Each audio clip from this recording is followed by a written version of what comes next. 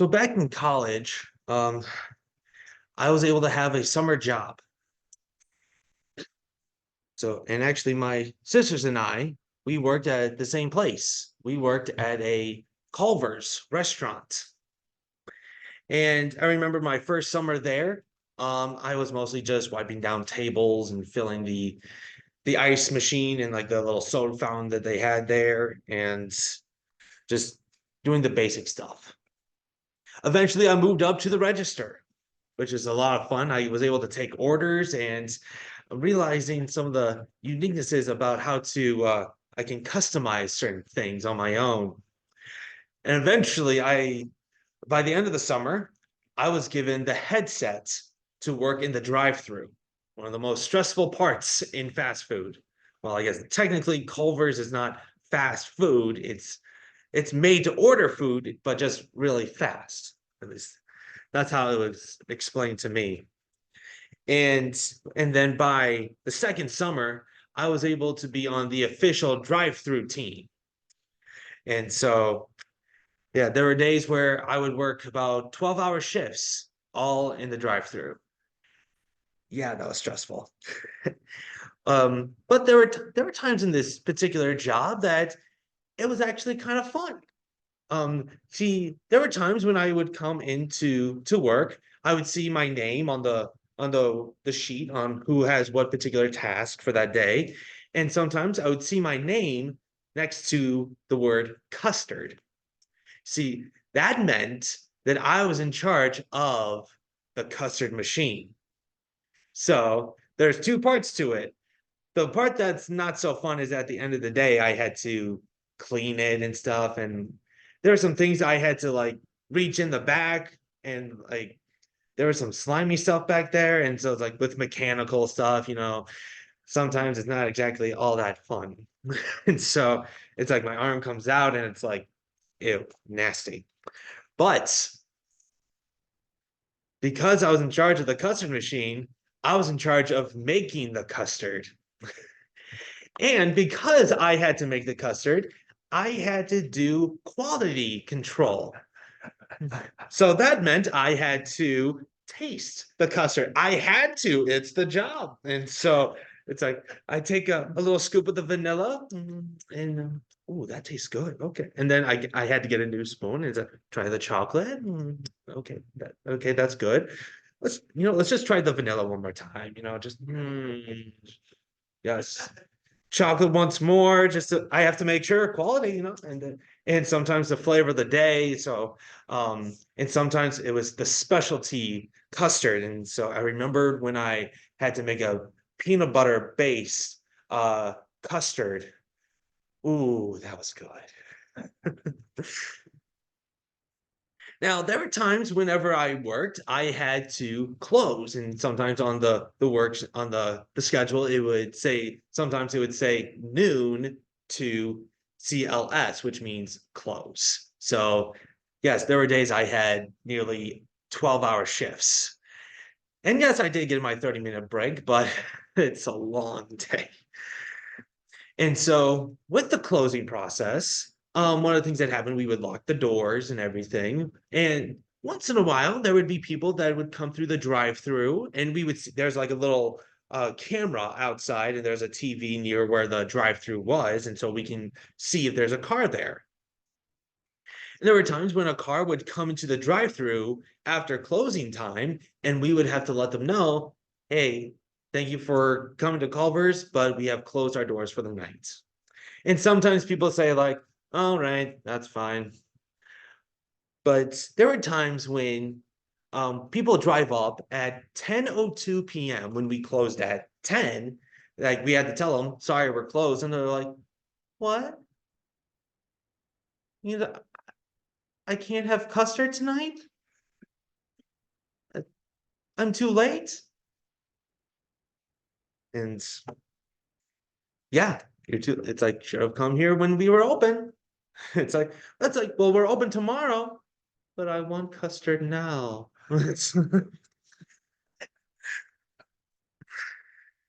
But even though showing up just a couple minutes after closing, you were too late. Today, we're going to be continuing on in our series in the book of Genesis, this creation series. We're looking at Genesis chapters 7 and 8. So, once again, looking at 2 chapters. And with this particular part of the account of Noah's Ark, we're looking at the flood itself.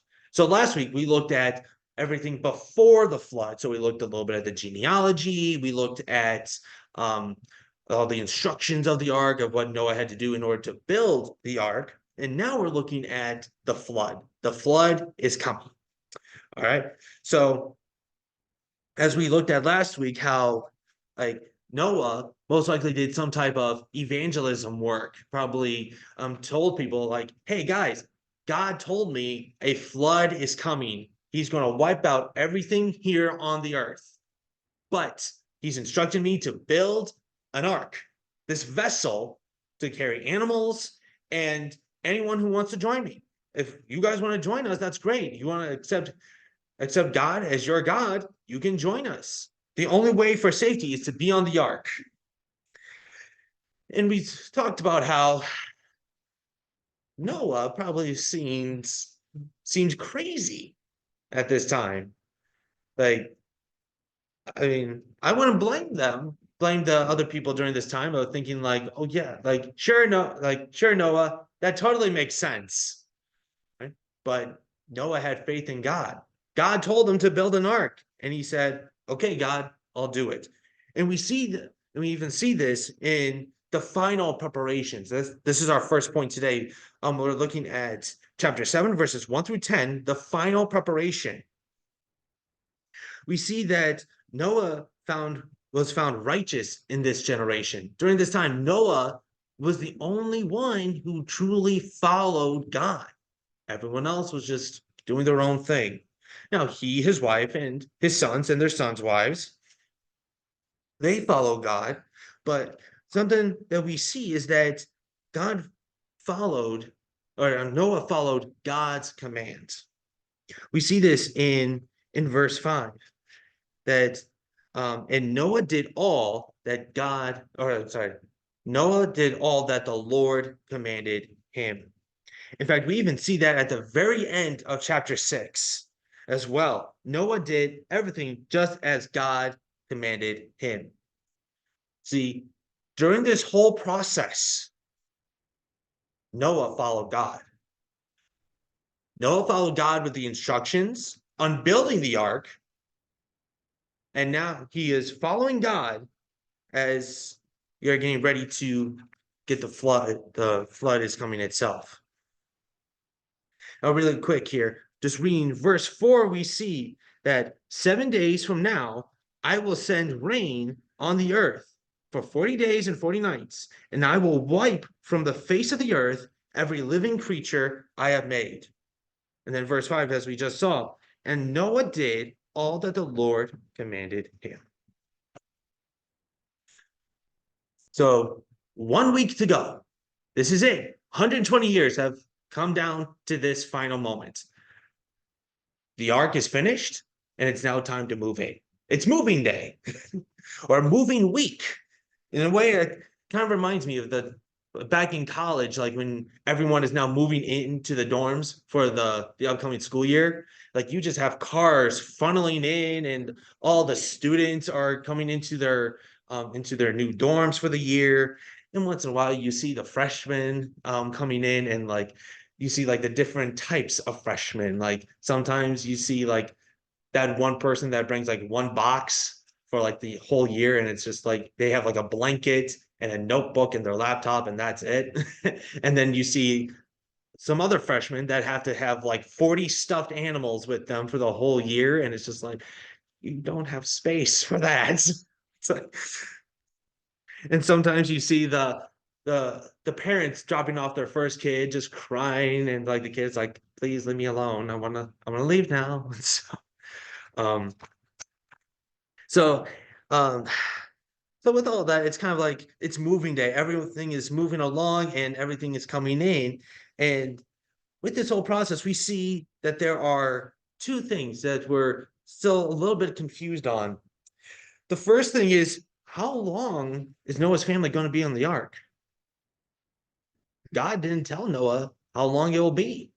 So, in a way, that's kind of like what we see with Abraham, how God told Abraham, hey, go, I want you to go to the promised land. I want you to the land of inheritance. And Abraham said, okay. But he still went, not knowing where to go, didn't know how long it was going to take him, but he still went. Same thing with Noah. Noah just knew, okay, we have to get on the ark. Don't know how long it's going to be, but we're still going to get on the ark and trust God during this time. The other thing we're still a little bit confused on is like, how are the animals going to get on the ark? We see that God brought the animals to the ark. See, it wasn't that Noah had to go chase down all these various animals and had a week to do so. The animals came to the ark. And we see this here in scripture. Sorry, I lost my spot. Let's see. In verse 7, we see it says, and Noah and his sons and his wife and his sons' wives entered the ark to escape the waters of the flood. Pairs of clean and unclean animals, of birds and of all creatures that move along the ground, male and female, came to Noah and entered the ark as God had commanded Noah. Now, personally, this is one of the events that I wish I could see in person. All the animals just coming far and wide, just coming in. Just, there's no need for like a cattle prod, like sometimes farmers use that to like get the cattle moving and stuff. Or you don't need to like kick any of the animals. They're just coming in and just they're going to the ark, just normal and stuff. So I mean, talk about probably one of the coolest zoos to ever be assembled. Or, well, it's a zoo that's on a boat. So, in a way, I'd probably call it a zoo cruise. And so, but just seeing all these animals, but doing it so calm. Like, seemed like there wasn't any struggle. There wasn't animals fighting each other. It was just getting on the ark as normal. We also talked about last week how like sometimes like the arc is considered to be something that's very tight, very narrow. Sometimes with kids' books, it's a very cartoon-ish looking boat. It's very tight, and all the animals are like squished and trying to find spots. And like the giraffes are like their necks are sticking out of the roof of the boat just because they need some type of space.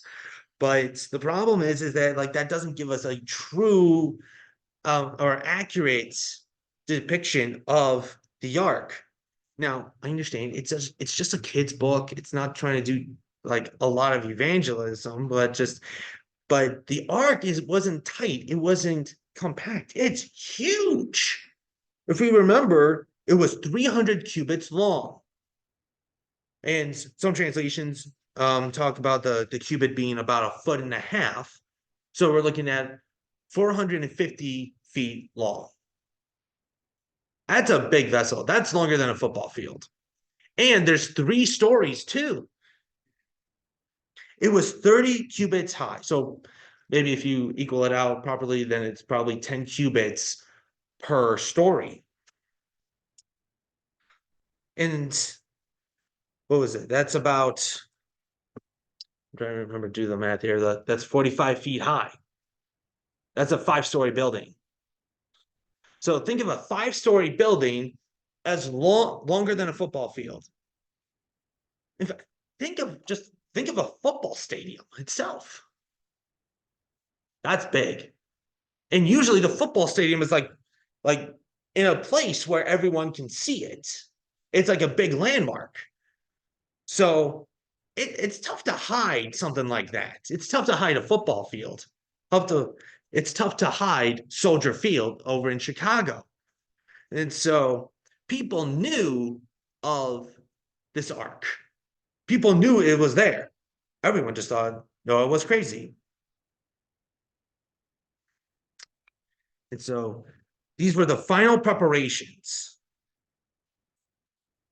But But then after a week, as God said, you had 1 week until the floods come.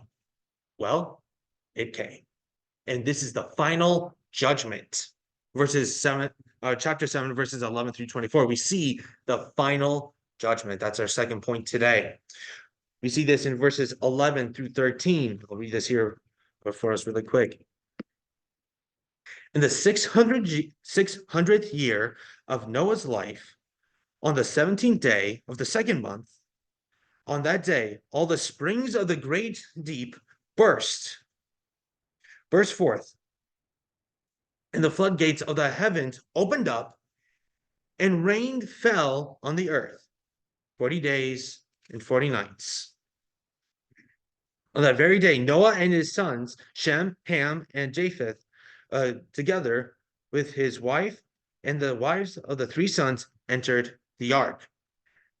And then in verse 16, we see the animals going in were male and female on every living thing, as God had commanded Noah. Then the Lord shut him in.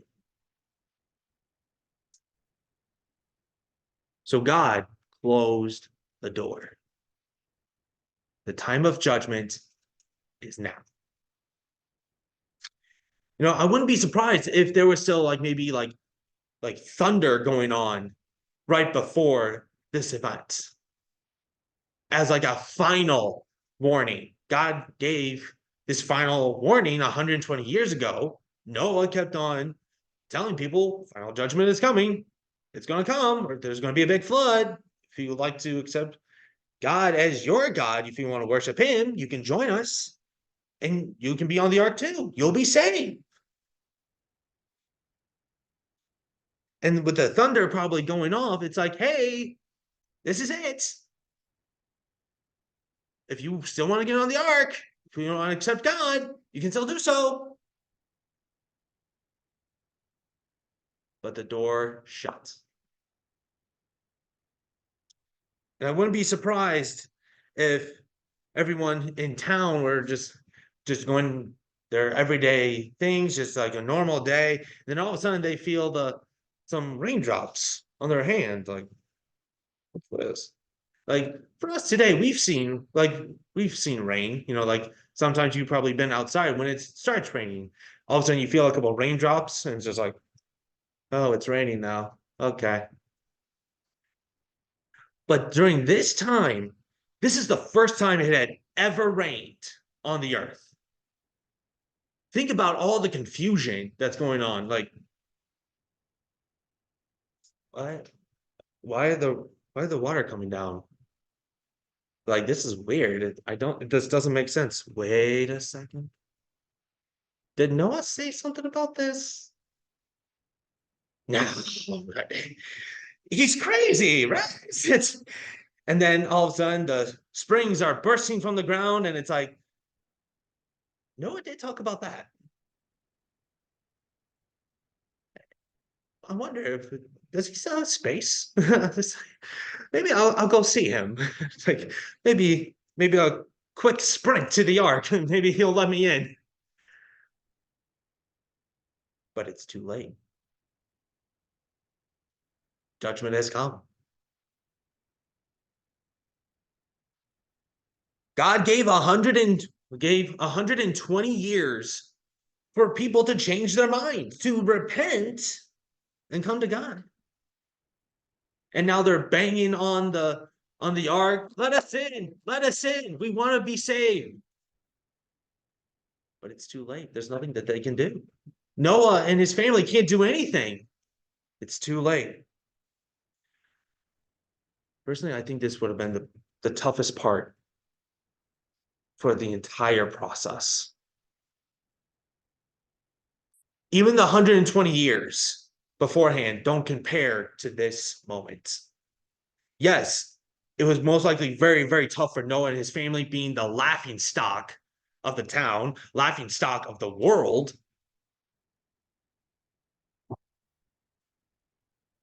But who do they hear knocking and banging on the door? Let us in.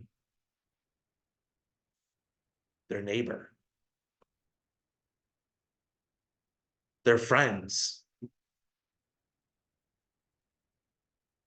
And you remember how Noah had sons and his sons had wives?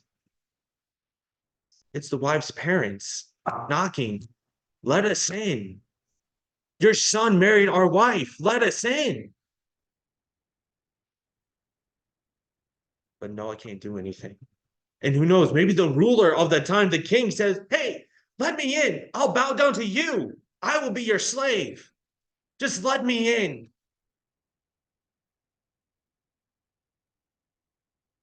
But it's too late. Everyone had plenty of time, 120 years, but only decided to change their minds after judgment.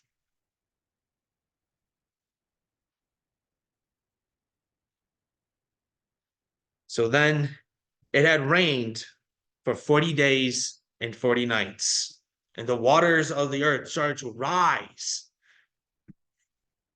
And the ark started to rise with it as well. And sometimes, like, if there's a lot of rain, sometimes that's a good thing. Like, sometimes farmers like rain because, well, that waters the crops and everything. But 40 days and nights of rain, I think that's a little too much for farmers. In fact, back when I was at the camp, we were surrounded by several farms and well, you know when it's planting season when you can smell the fertilizer from the next door farm. And there was my last summer there, it had rained probably probably a couple times a week for a month. And it rained so much and so hard that a few of the farms we found out had to take insurance policies because there's too much water. It's like even though we would have sun for like a week, it's like the entire farm is still like underwater. It's too wet. And so 40 days and nights, that just constant rain, constant storms, and the waters just kept on rising and rising. And we even see that the waters rose above the mountains. In fact, we see this in verse 19 of chapter 7. They rose greatly on the earth, and all the high mountains under the entire heavens were covered. That's a lot of water. And remember, all the animals that had to live in water, they're fine. So they don't have to like worry about anything. So people have always asked, well, where did all the fish go? It's like it's all water. They're fine. So and so it kept on rising and rising and rising. But then finally, after 40 days of rain, it had stopped. The sun came out. There was no more rain. And then after 150 days of being on the ark finally rests on Mount Ararat, which that's our third point today. In chapter 8, verses 1 through 14, we see the ark rests on Mount Ararat. We see this in chapter 8, verses 3 and 4, that says, the water receded suddenly from the earth, and at the end of 150 days, the water had gone down. And on the 17th day of the 7th month, the ark came to rest on Mount Ararat. Now, Mount Ararat is in modern day Turkey. So that kind of gives us like an idea of like where it's going on or where this is at. Now, people have asked, well, do you think we can find Noah's Ark? I don't know. In fact, there have been claims to have said, we have found Noah's Ark. Have we? And like there's like apparently like pictures taken from an airplane that showed like, hey, there's this like boat like structure that's popping out of the ground. And people have gone over there and they see like, hey, this is a wooden vessel. It's a pretty big vessel. And apparently it was dated around the time that Noah's Ark would have taken place. And it's like, is it Noah's Ark? I don't know. like personally, I think the ark will never truly be found. Like personally, I think it's just because like with wood, after so many years, it starts rotting, like it starts falling apart. It doesn't have the same sturdiness as it used to.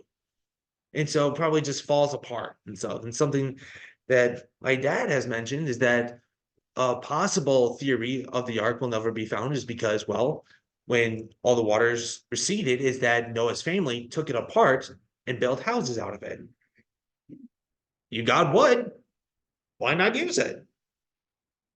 And so that again, that's just our theories. That's our thoughts.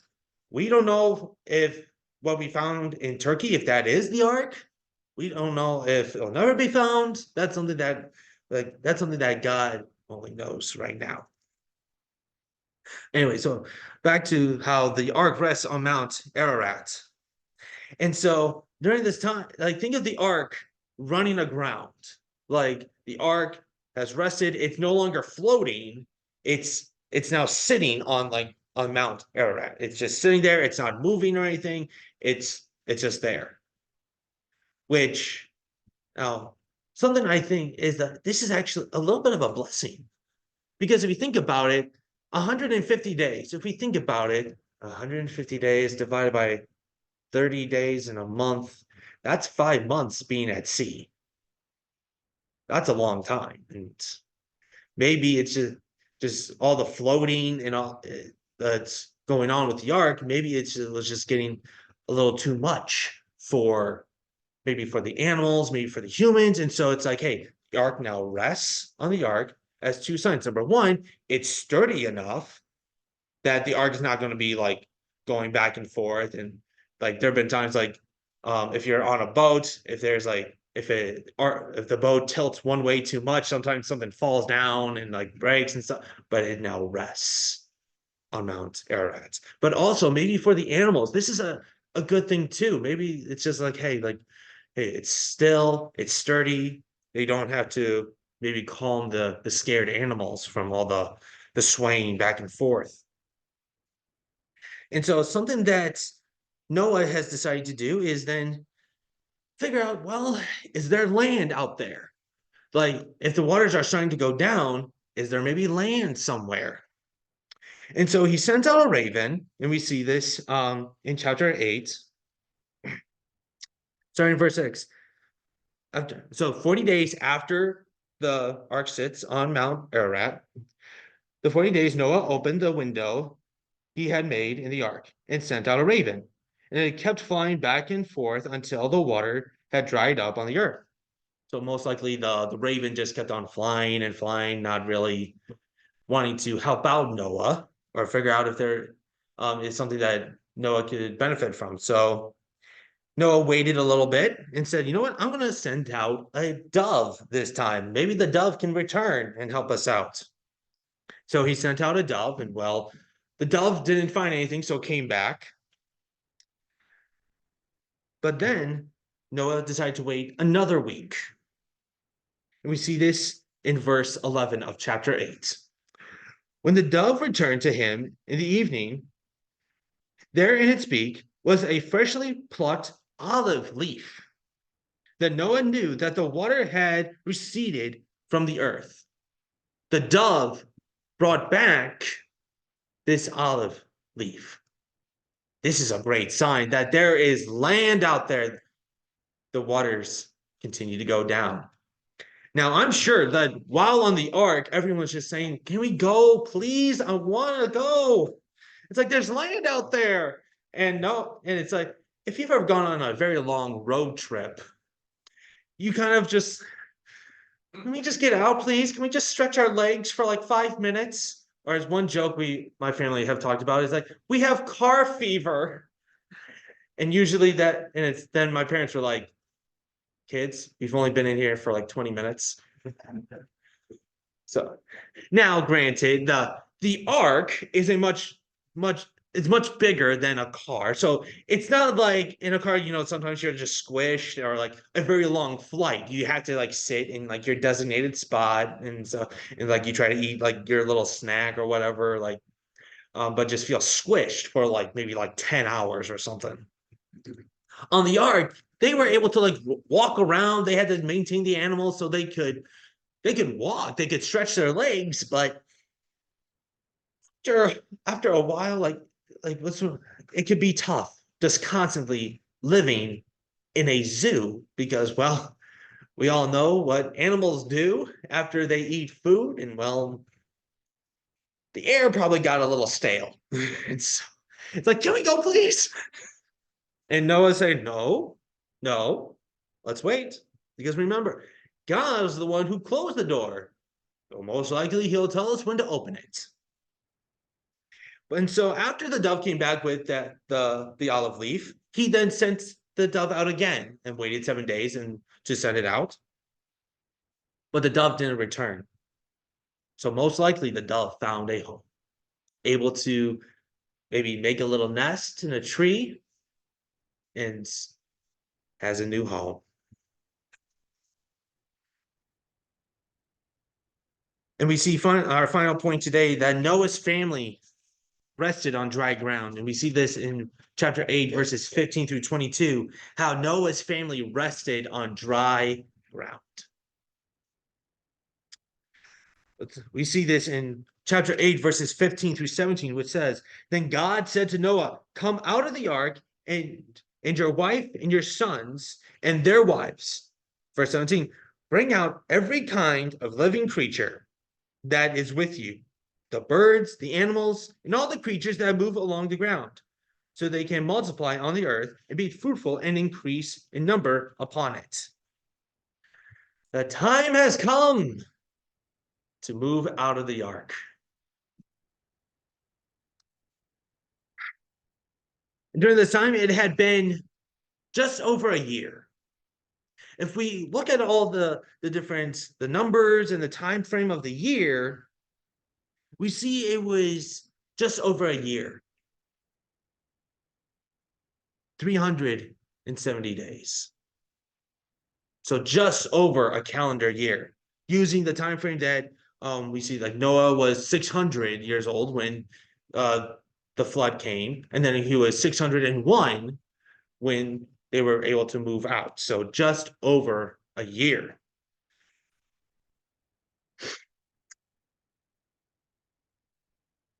This must have been just a relieving moment, able to just walk on dry ground, maybe even able to feel grass again. That must have been a very special moment for Noah's family.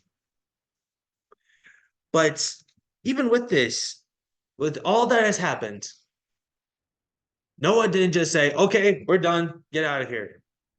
He did something else. We see this in verse 20. Then Noah built an altar to the Lord, and taking some of all the clean animals and clean birds, he sacrificed burnt offerings on it. He thanked God for protecting them through the storm, providing for what they needed during the time on the ark, for now coming to rest on dry ground once again. They worshiped God. They could have easily just said, we're done. Get out of here, animals. We're done with you. And like, just go out and multiply, find food on your own. And just done whatever they wanted. But instead, they worshiped God. The first thing they did on dry ground was give a sacrifice to God. With our family vacations growing up, one of the things that my dad always did, whether it's to the particular place of vacation or even coming home, he thanked God for safety of travel. And that was even before we got out of the car. And so, like, sometimes we would get into the parking spot and we just have a small prayer, just thanking the Lord for safety and travel.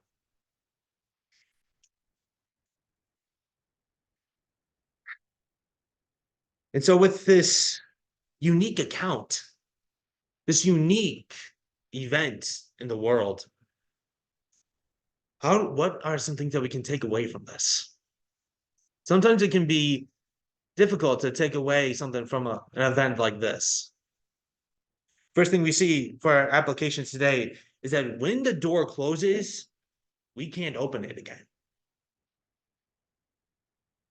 Just like with the ark, how when God shut the door, there was no way in anymore. The time of judgment had come. Friends, we talked about this last week. Judgment day is coming. And when it comes, the door will be closed and you cannot enter in. There's no other way in. There's no back door. There's no side window you can just climb in. There was only one door. There's only one option to get in. And when it closes, it's done. Please don't take this as something to scare you or something to worry over, but it's a warning.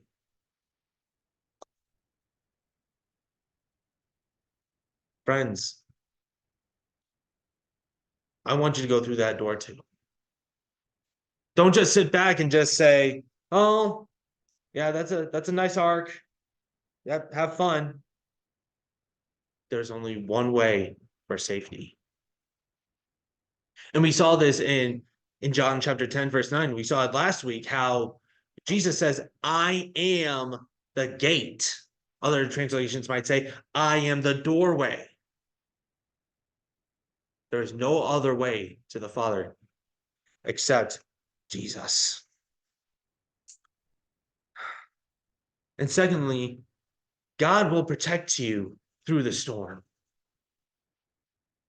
And I'm not just talking about the physical storm. God didn't just protect Noah and his family during the 40 days and 40 nights of the flood. God protected Noah and his family during the 120 years of being laughed at, of being known as the world's joke, the crazy person.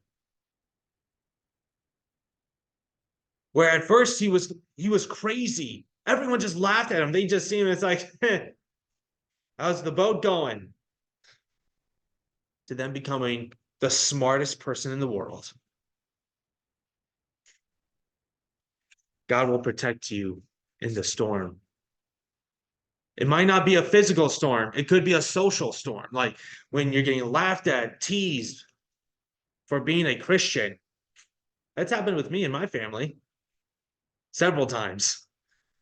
It's tough. It's not fun. But I'm telling you, it's so worth it. God will protect you in the storm. But finally, God will give you a clear sign of what to do. God gave a clear sign to Noah of the measurements for the ark. He gave a clear sign of when to go in, a clear sign to when the door had shut and judgment came, even a clear sign to finally walk on the earth again. There are moments in life where we don't know if God's giving us a sign or not.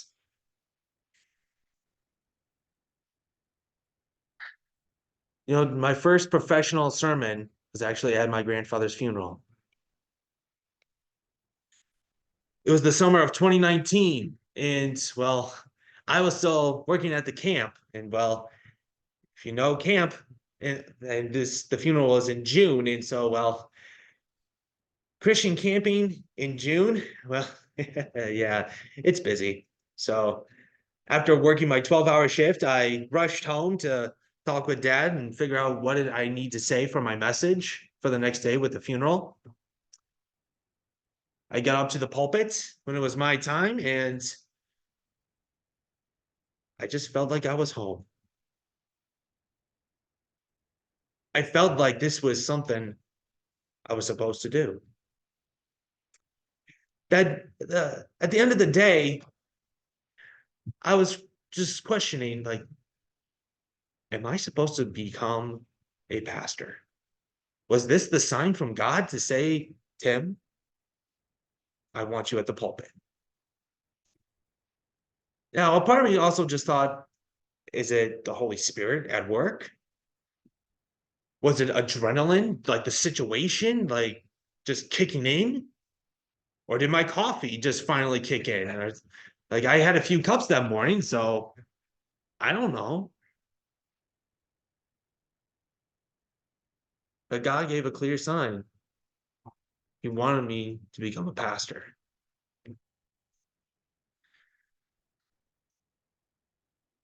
And well, when the pandemic hit, it's like, I don't know what I'm going to do.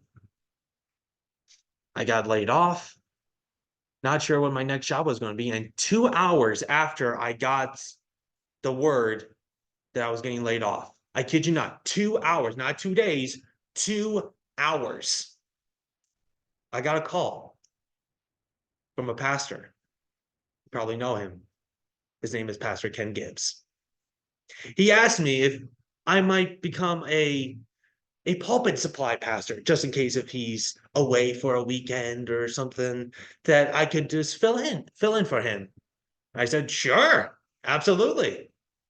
And I kid you not, the very last day at the camp, I walked in with a smile on my face. Everyone else saw me and they're like, oh, it's Tim's last day. And I'm like, what's up, everyone? I didn't tell them what happened, but it's like, I'm good. So ever since then, it's like, God's telling me to become a pastor. God will give you a clear sign of what to do. And I'm telling you, it's not easy. Whether if it's being at the pulpit or just being a Christian in general, a follower of Christ, a dedicated follower of Christ is not easy. As we saw with Noah, probably being the laughing stock. But because of his strong faith, he became one of the first few members of the Hall of Fame of Faith.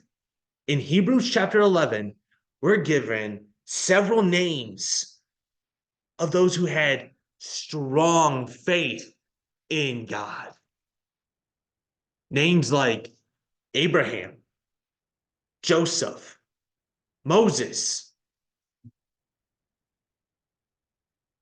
Some great names.